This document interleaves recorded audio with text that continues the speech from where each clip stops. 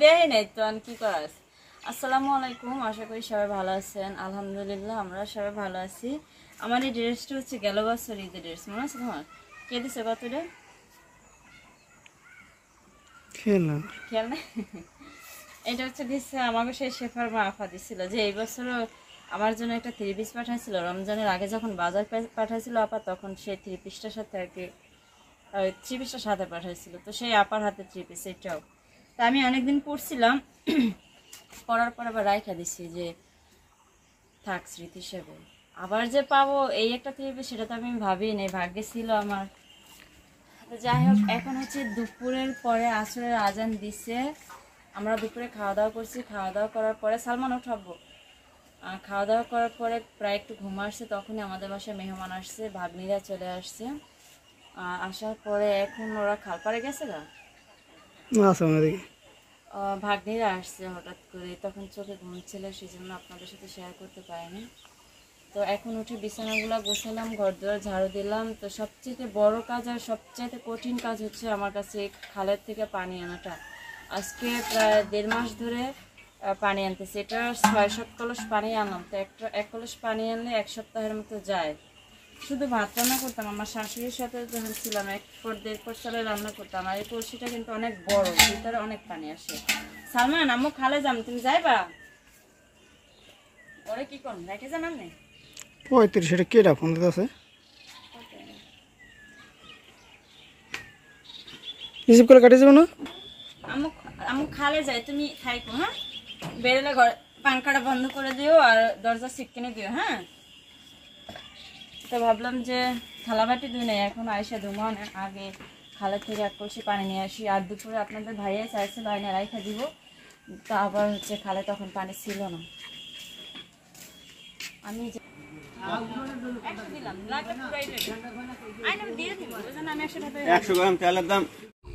Net পায় না দিকে, খুব কষ্ট হয় আমাকে নেটে কাজ করি, এত কষ্ট করে। পানি আছে দূর দূর নিচে। তো আসছি কয়বার থেকে, পিছনটা দেখাইলে না তো, এত দূর। আমাকে এই বাড়িটা যে সামনে বাড়িটা, এই বাড়িটার পর আমরা 3-4টা বাড়ির সামনে, এরপরে বাজার, এরপরে আমাকে যাওয়ার সময় দেখবো ওখানে কোনো আইসি ওই আটটা পা ব্যথা হয়ে গেছে। খালে পানি আসলে এত সুন্দর পানি, মন চাই গোসল করে যায়, কিন্তু না এখনো সময় না। উঠবো জল লাগছে দেখি, গোসল করে এসে দেবো না। ধরো তুমি। তারে ভাইয়া সাফন রে নিয়ে দাঁড়ায় রয়েছে। গোলু গোলু ছাগল। আপনাদের সাথে একটা জিনিস দেখাম না, আমি আগে পানিটা উঠাইনি, এই কাদার ভিতরে আমি নামতাম না, উঠলে কিনা আবার পড়ে টরে যায় থেকে আপনাদের ভাইয়ারে পাঠাই। বাবা বাবা তো যাইবো গান হিসেম কি করবো আনে টেন টেন। তাও সুন্দর আছে পানি। এই যে অনেক বড় একটা খাল, এই খালের থেকে আমরা ওই খালের মাথা যায় কাজ করছিলাম, কম্বল দিচ্ছিলাম, পানি নিচ্ছিলাম। আজকে আবার ভাবলাম যে এন থেকে একটু সোজা হাইটা যায়, সোজা আসছি তো কতখানি পথ বাবা। শারমিন শিমুল কই যায় বইয়ার কি জানে, আমাকে খুঁজতে খুঁজতে আইলো। বাবা ডাকে, বাবা এই। ওটা কিন্তু বাড়ি করছি, সালমানের ব্যথা পায় না। হ্যাঁ এই পেশ দেন আমো। খালের সাথে যাগো বাড়ি, হেরা ওই যে কাজ করতেছিল, অনেক সুন্দর ঘাট দিয়ে নিছে, দেখছেন শান্তি কত। পা সুন্দর করে বহাই নি, আবার স্লিপ করে না যেন, বাল্য মাটি না। বাবা আছে তো, বাবা বসে রয়েছে। বাবা সাফন কি নিতে এসে আমরা? পালাম পালাম, সাফন পানিরে বলে পালাম।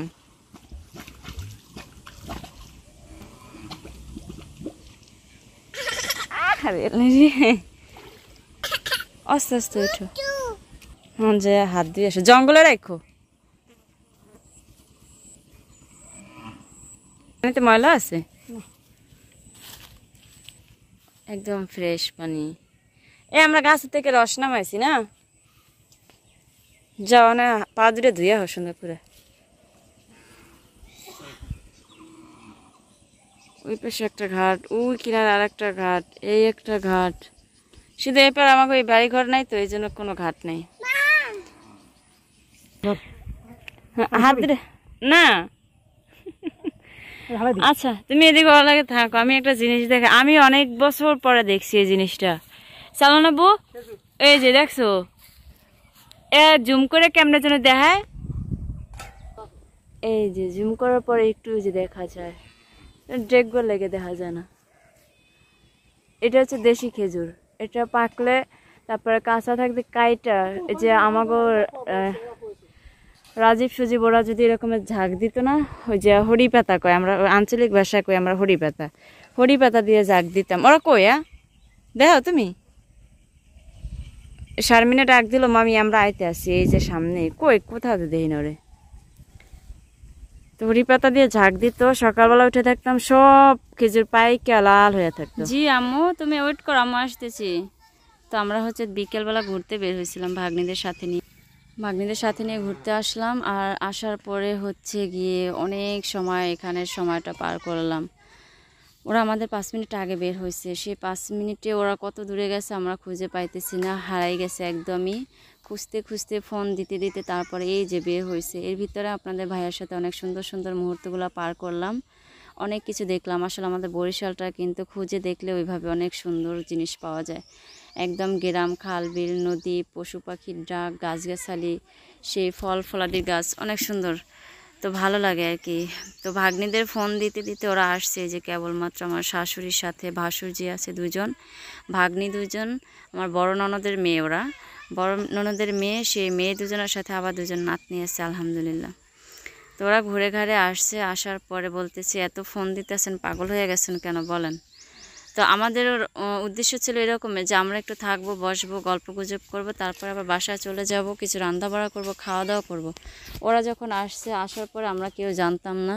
তো না জানার কারণে ভাবিকে ঘরের থেকে ভাত, আমগো ঘরের থেকে তরকারি, ওর ঘরের থেকে ভর্তা, ওর ঘরের থেকে ডাল, এভাবে নিয়ে সবাই একসাথে খাইছিলাম দুপুরে। এখন আবার বিকালে রান্না করতে হবে না। তো আমাদের চিন্তা আমাদের কাছে, ওদের তো আর সেই চিন্তা নেই। ওরা তো নানির সাথে ঘুরতে বের হয়েছে, ঘুরে ঘাড়ে আবার চলে যাবে। তো বললাম যে চলো বাসা যাই, ওদের সাথে গল্প করতে করতে সন্ধ্যা হয়ে যাইতেছে। তো একদম সূর্যটা ডোবা পালা, কিন্তু ওদের কোনো খবর নেই, ওরা সেই নিজেদের মতো করেই সব কিছু করতেছে। তো যাই হোক, ভাগ্নিরা আসছে হচ্ছে প্রায় 4 বছর পরে। ছোট ভাগ্নি আসে 4 বছর পরে, বড় ভাগ্নি তা বছরে 1-2 বার আসে। 5-6 মাস আগে আইসাও বেড়াই গেছিলো। আর ওদের আমাকে দেখে প্রথম কথা ছিল এটা যে মামি আপনি এত শুকায় গেছেন কেন, কালো হয়ে গেছেন, তারপর একদম শুকায় একটুখানি হয়ে গেছেন, দেখতে আপনার খুব খারাপ লাগে এখন।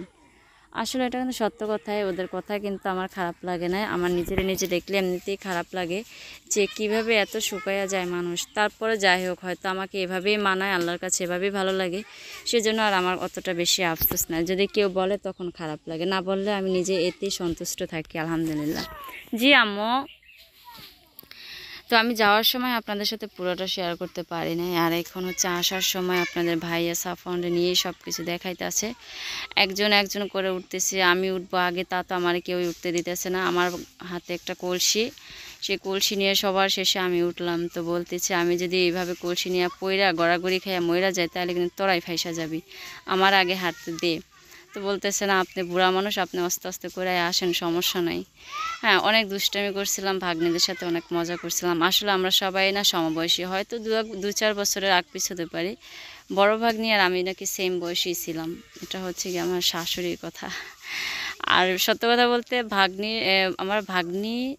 আমার বড় ননদ আগে ঢাকা ছিল, ভাগ্নি 2 জন আর ভাগ্নে 1টা, এই 3 জন আমার শাশুড়ি পাইলে বড় করে দিছে। এখন আর ভাগ্নিরা আমার শাশুড়িরা ছাড়া কিচ্ছু বোঝে না। আর যেহেতু মামা শ্বশুর বাড়িতে থাকি, আমরা সম্পর্কে যারা সবাই মামা সম্পর্কে যারা, তারা সবাই মামি খালা এরকম আর কি। তো সেই খালা শাশুড়ির বাড়ি থেকে ওরা ঘুরে আসছে, একটুখানি পথ 5 মিনিটের পথ আগ পিছ, সেই 5 মিনিটে ওরা অনেক ঘুরছে, ঘুরে ঘাড়ে আসছে। আমার হাতটা এত পরিমাণে ব্যথা হয়ে গেছে, পরে আপনাদের ভাইয়া বলতেছে কলসিটা আমার কাছে দাও। আমার কাছে ভয় লাগতেছিল যে দিব না, আবার ভাবলাম যে দে, আমার তো হাতটা ব্যথা হয়ে গেছে, দিলাম। তো এখন সন্ধ্যা হয়ে গেছে, ভাগ্নিদেরকে ডাকলাম যে এসে বসো আমাকে ঘরে। আসার পরে 2টা আইটেমের আচার ছিল, আমের আচার আর বড়ের আচার, সেগুলো দিলাম, বাচ্চা কাচ্চা নিয়ে ওরা খাইলো। আর এই যে ভাগ্নিদের সাথে অনেক গল্প করতে করতে কিন্তু এখন আপনাদের ভাইয়া ফোন দিল। তুমি পেঁয়াজ মরিচ কাইটা নাও, ওদের জন্য একটু লুডুস রান্না করবা আর চা বানাই দেবা। তো আমি ভাবলাম যে আচ্ছা তুমি আসো, আমি এতক্ষণে করতেছি। ফোনটা কাইটা রাখতে রাখতে আপনাদের ভাইয়া চলে আসছে লুডুস নিয়ে। হয়তো বড় ভাবিকে দরজার সামনে এসে ফোন দিছিল, আমি বুঝতেই পারিনি। তো বলতেছে কাটাকুটা হয়েছে, আমি দিয়ে ফোন দিলাম আধা ঘন্টা আগে। তো আমি বললাম যে আধা ঘন্টা কই, তুমি ফোন রাখছো মনে হয় 2 মিনিটও হয় নাই, আধা ঘন্টা হইলো কোত্থেকে। তো যাই হোক, এখন রান্না বান্না করব ভাগ্নিদের জন্য। তো এই ফাঁকে আপনাদের সাথে একটু এক্সট্রা কথা বলি। আপনারা গেল কালকের একটা ভিডিওতে একজনে কমেন্ট করছিলেন যে সালমানের আব্বুকে নামাজ পড়ে না। আসলে আমরা এখনও মোটামুটি আমাদের বয়স হয়ে গেছে, আমরা নামাজ কালাম পড়বো না কেন? অবশ্যই পড়বো ইনশাল্লাহ। দুনিয়াতে বাঁচবই বা আর কদিন, নামাজ কালাম যদি না পড়ে আমাদের সাথে তো কিছু নিতে হবে। তো সেই হিসেবে আমাদের বয়স হয়ে গেছে, আমরা যা কিছু করব আল্লাহকে খুশি করার জন্য। সব কিছু তো আর বেচলে কাম হবে না বোন। নিজের কাছে নিজেকে এই দুনিয়ার দেখা যায় এই দুনিয়া বাঁচার জন্য কিছু করতে হবে, ওই দুনিয়া সারা জীবন থাকবো সেখানের জন্য কিছু রাখতে হবে। সব কিছু যদি আমরা এখানেই বেচা খাইয়া যাই তাহলে তো আর হবে না। আমার ছোট ছেলেটা ও নামাজ কালাম পরে রোজা রাখে, ওর আদব কায়দা সুন্দর করছে, সেগুলো দেখলে আমার কাছে ভালো লাগে। মা হিসেবে আমি গর্বিত। বড় হলে ওর ভবিষ্যতের দিনগুলো কেমন হয় আমি জানি না, কিন্তু ছোট এখনও আমার সব কথা শুনে, আমি যেটা বলি সেটা শুনে। সেই হিসেবে আমার কাছে ভালো লাগে দেখে, সেই বিধানে আপনাদের কাছে সব কিছু শেয়ার করি। যদি ওর মতো বয়সী কেউ থাকে আপনাদের ছেলে মেয়ে ভাই বোন, তাহলে আপনারাও দেখা যায় মাদ্রাসায় পড়াতে আগ্রহী হবেন, নামাজ কালাম পড়া শেখাতে আগ্রহী হবেন।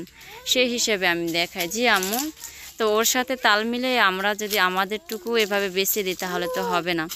তো দেখা যায়, জি আম্মু বলো, সেই জন্য আমাদেরটা আমি কখনো দেখাইতে চাই না। তারপরও যাই হোক, যেহেতু একটা কাজ করি আপনাদের সাথে সবসময় থাকার জন্য চেষ্টা করি, সেই হিসেবে কিছু কিছু সময় এমনিতেই চলে আসে। হ্যাঁ, এই জন্য আর আমি আমাদেরটা বলি না। হ্যাঁ, আপনাদের ভাইয়াও নামাজ পড়ে, বলবো না কেন, অবশ্যই বলবো। নামাজ পড়ে, নামাজ পড়ে আইসা কোনো কাজ কাম থাকে না, দেখা যায় একটু মোবাইলটা নিয়ে শুয়ে থাকতে থাকতে 7টা-8টা বাজে। আমি নাস্তা বানাই, সেই নাস্তাগুলো খাই, আবার এভাবে করে এই দিনটা পার হয়ে যায় আলহামদুলিল্লাহ। এই হচ্ছে আমার কমেন্টের উত্তর। আপনাদের কাছে যদি ভুল কিছু বলে থাকি অবশ্যই ক্ষমা করে দিবেন। তবে সবচেয়ে বড় কথা হচ্ছে এটা যে নামাজ রোজা হজ জাকাত সব কিছু আল্লাহকে খুশি করার জন্য, মানুষকে দেখানোর জন্য না। আমরা সব কিছু যদি দেখাইয়া এই দুনিয়াতেই শেষ করে যাই তাহলে তার কিছু থাকবে না। তো আমার এখানে রান্না করা হয়ে গেছে। জি আম্মা, আর এখন ভাগ্নেদেরকে খাইতে দেবো। আমি বিছানাগুলো গুছায় নিতেছি।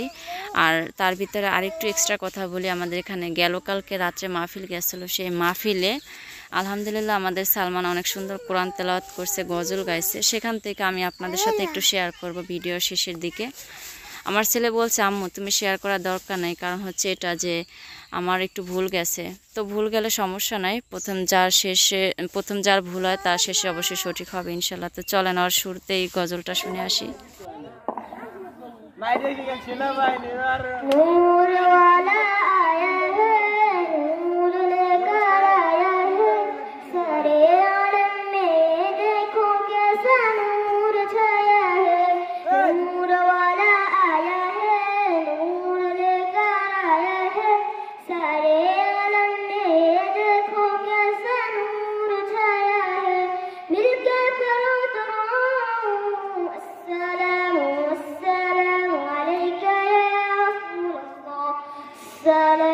والسلام عليك يا حبيب الله، الصلاة والسلام عليك يا رسول الله، الصلاة والسلام عليك يا حبيب الله।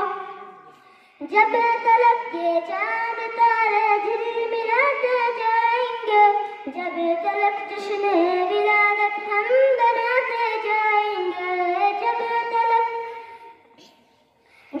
तलक जश्न विलादत हम बनाते जाएंगे। नूर वाला आया है, नूर लेकर आया है, सारे आलम में ये देखो कैसा नूर छाया है। मदीना अमर प्रणय मदीना, সোনার মদিনা আমার প্রাণের মদিনা, সব ভুলিব কিন্তু তোমায় ভুলতে পারি না, সব ভুলিব কিন্তু তোমায় ভুলতে পারি না। ভুলিনি ভুলবো না ভুলতে পারি না, ভুলিনি ভুলবো না ভুলতে পারি না, সব ভুলিব তোমায় ভুলতে পারি না, সব ভুলিব কিন্তু তোমায় ভুলতে পারি না। নামে ছিলে তুমি অলক্ষণের দেশ, বড়ই মারাত্মক যে ছিল তোমার পরিবেশ। নামে ছিলে তুমি অলক্ষণের দেশ, বড়ই মারাত্মক যে ছিল তোমার পরিবেশ। নামে ছিলে তুমি অলক্ষণের দেশ, নামে ছিলে তুমি অলক্ষণের দেশ, বড়ই মারাত্মক যে ছিল তোমার পরিবেশ। তোমার বুকে প্রবাহিব কিন্তু তোমায় ভুলতে পারি না, সব ভুলিব কিন্তু তোমায় ভুলতে পারি না, সব ভুলিব কিন্তু তোমায় ভুলতে পারি না। মাশাআল্লাহ।